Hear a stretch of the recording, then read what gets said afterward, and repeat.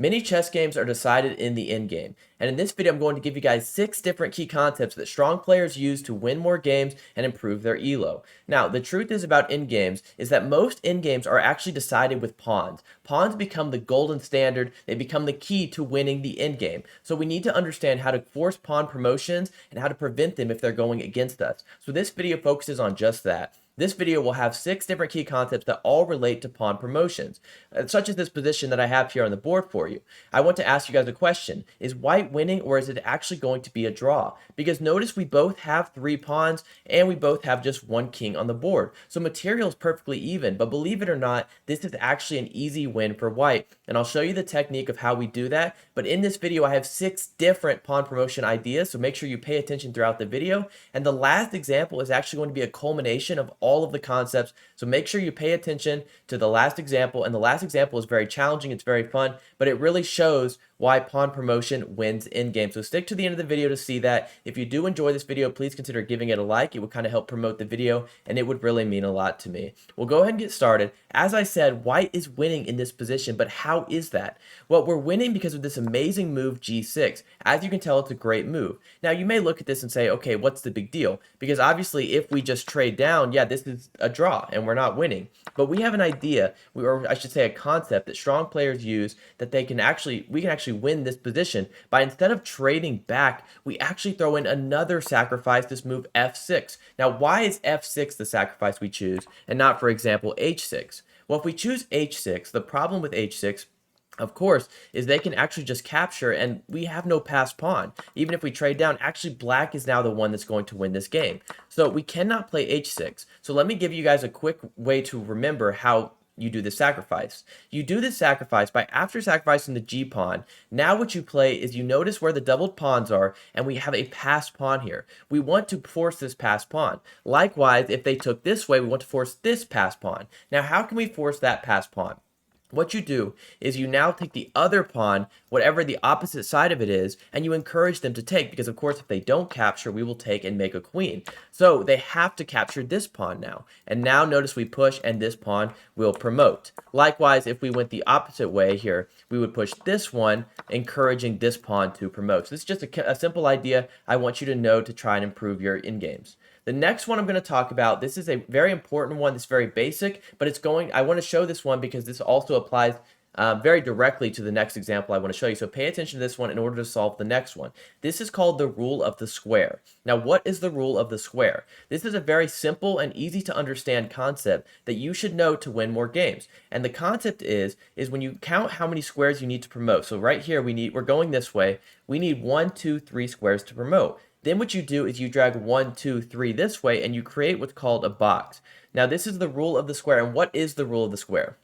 The rule of the square is that if it's white's move, this position is winning because the king is not in the square. It's not in the box here. So if it's white's move, we push, they try to enter the box, but it's too late and we promote. However, this example, it's actually black's move. Does that change things? It does. Because it's black's move, they are actually able to enter the square. They're able to enter this box here. So now when white pushes, we are able to actually capture the pawn and to win, or not win, but to draw this game. So you can use the rule of the square to quickly look at positions and say, should I try to go after this pawn? Should I play something different? Of course, this one's very simple because there's only 1 pawn on the board, but if there were more pawns on the board, you would be able to quickly use the rule of the square to decide if it's worth it to try and bring your king in. And again, if you can enter the square, if it's black's move, if you can enter the square, then of course you will capture the pawn. Now, I told you guys that one would apply to this one here, this example here. Now, this one focuses on how do we create a passed pawn, similar to the first example. But here we have to also use the rule of the square. So we have to take the first 2 lessons and kind of apply it into one. Because, of course, we need to just get this passed pawn here. We need to get one of these pawns over here. Now, the obvious move in order to do that, and what you should pay attention to, is when you have 2 pawns like this against one, what you can do in a lot of these endgames is just go ahead and push one of the pawns to try and encourage a trade. Of course, if the black king were far away, if they take, we would just take and we would promote. So you can use these like 2 pawns against one to try and force a passed pawn. But in this example, they take here, and now what do we play? Do we capture the pawn back? Well, if you're paying attention, if we capture the pawn back, it doesn't work because this king can actually go and capture us. I mean, if you look, 1, 2, right? So 1, 2, 1, 2. So if we do the rule of the square here and we create this box, whose move is it now that we've captured? It's black's move. So now they can play this move king e6, they enter the square, and now when we push, they will capture the pawn. So instead, now we play this move h6, and they cannot get in because, again, we have 1, 2, 1, 2. We draw the square, and they cannot enter the box, and that means that we will promote and win this game. Now, on to this example. This is actually going to be a very simple and quick lesson I want to teach you guys. This is very, very common. I have saved a lot of games in this position, in very similar positions. So, obviously, they want to push and promote. Now, you can stop them from doing that by simply playing this move, King F7, a great move. Now, why is this move so great? This move is great because, of course, their only move now is to go King H8. And the reason you play this is you're shielding the king away from escaping to try and support their pawn. And as long as their king is stuck right here, this pawn will never be able to make progress. So how do you continue this? Well, you don't go here. Now, of course, this is actually still a draw, but it's more simple than that. I want you guys to just see we just go back because the king has no move.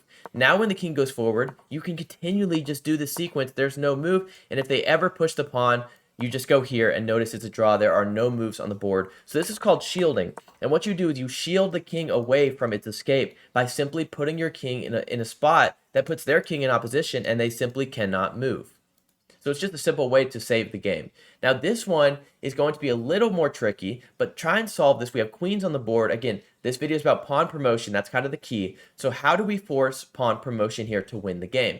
What we notice, normally you want to trade down an endgame in two scenarios. Either A, you trade down into an endgame because you're up material, or two, you trade down material because you have a winning position. And in this example, we have a winning position. The move you play here is simply give a check, forcing the king over here, and now you give another check, giving away your queen. You trade queens. Now, you may look at this and say, well, our pawn structure is terrible. Maybe we're going to lose this game. But it's actually very simple because it doesn't matter about this pawn. Our king is here. We've got pawns. We're going to stop these right here. But more importantly, it's about actually pushing this pawn to make a queen. And notice they simply cannot capture it no matter what they play, and we will take and promote to a queen and win this game.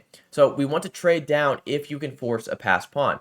Now we go to the very last example. I told you guys this is going to be a fun one. This is a culmination of all the ideas and shows why passed pawns are so strong. What is the move you play here? Try and take a second, spot the move yourself. But the move you play here is you actually sacrifice the queen here. Queen takes b6. Now, it says it's the best move. I feel like this should be a brilliant move because this is hard to find. But once you understand that pawn promotion is the key idea in all of these concepts, or in most in-games even, then it's easy to find how we sacrifice the queen because they cannot stop this pawn from promoting here on a8. Because after they capture, we now play pawn a7, and notice there's no move they can play to stop us from queening. If they play any random move, of course we queen, and we will win this game because now it is a queen against a bishop, and now we're just going to take away this pawn and also probably end up making another queen. So again, this video was somewhat short, but I wanted to focus on 6 different pawn promotion ideas because I think it's very important. I think it will help you guys improve your chess.